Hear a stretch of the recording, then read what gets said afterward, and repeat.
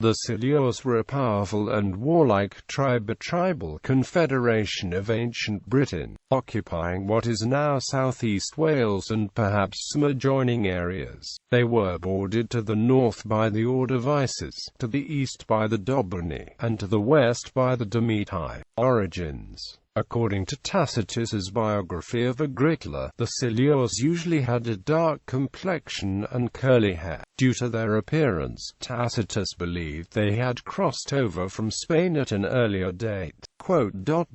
The swarthy faces of the Silures, the curly quality, in general, of the hair, and the position of Spain opposite the shores, attest to the passage of Iberians in old days and the occupation by them of these districts. Jordanus, in his Origins and Deeds of the Goths, describes the Silures. The Silures have swarthy features and are usually born with curly black hair, but the inhabitants of Caledonia have reddish hair and large loose-jointed bodies.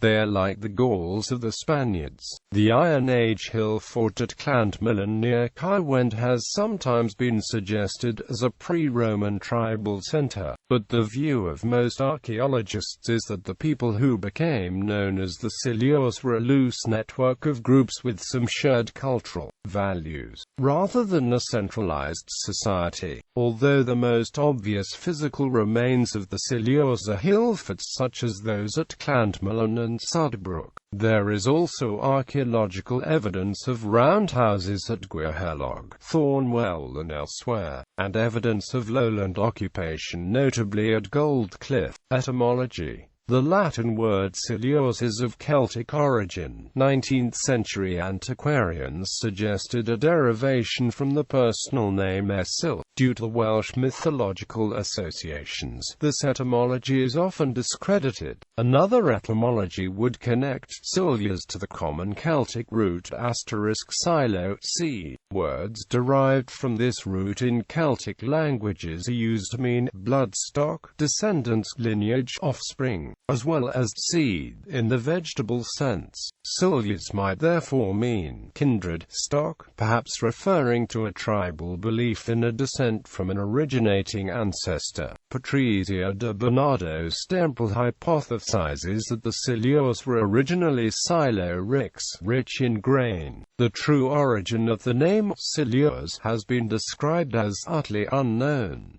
Fierce resistance to Roman forces. The Silures fiercely resisted Roman conquest about AD 48, with the assistance of Caratacus, a military leader and prince of the Catuvellani, who had fled from further east after his own tribe was defeated. The first attack on the Welsh tribes was by the legate Publius Ostorius Scapula about AD 48.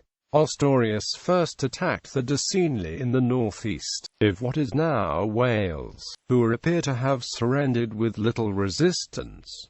He then spent several years campaigning against the Silures and the Ordovices. The resistance was led by Caratacus, who had fled from the southeast when it was conquered by the Romans. He first led the Silures, then moved to the territory of the Ordovices, where he was defeated by Ostorius in AD 51. The Silures were not subdued, however, and waged effective guerrilla warfare against the Roman forces. Ostorius had announced that they posed such a danger that they should be either exterminated or transplanted. His threats only increased the Silures' determination to resist, and a large legionary force occupied in building Roman forts in the territory was surrounded and attacked, and rescued only with difficulty and considerable loss. They also took Roman prisoners as hostages and distributed them amongst the neighboring tribes in order to bind them together and encourage resistance.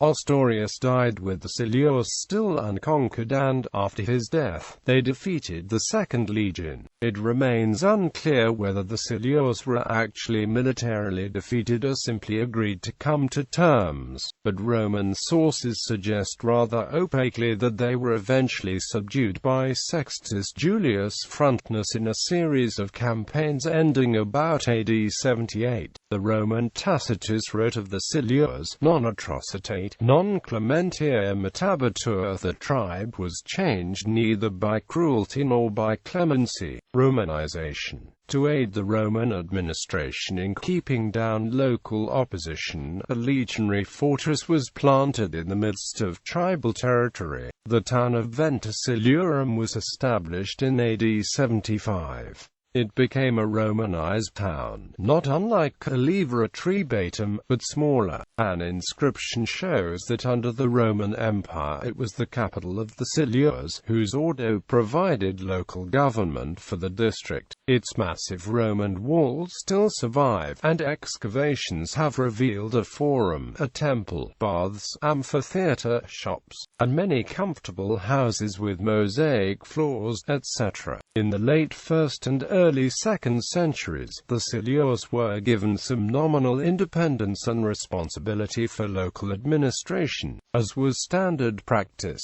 As revealed by inscriptions, the Romans matched the deities with local Silurian ones, and the local deity Ocelis was identified with Mars, the Roman god of war. Caerwent seems to have continued in use in the post-Roman period as a religious center, and the territory of the Silures later became the 5th century Welsh kingdoms of Gwent, Braccain Yog and Gwyn Llwg. Some theories concerning King Arthur make him a leader in this area. There is evidence of cultural continuity throughout the Roman period, from the Silures to the Kingdom of Gwent in particular, as shown by leaders of Gwent using the name Caradoc in remembrance of the British hero Caratacus. The term Silurian reference is occasionally made to this period of Celtic history by the use of terms such as Silurian. The poet Henry Vaughan called himself a Silurist by virtue of his roots in South Wales. The geological period Silurian was first described by Roderick Murchison in rocks located in the original lands of the Silures, hence the name. That period postdates the Cambrian and Ordovician periods, whose names are also derived from ancient Wales.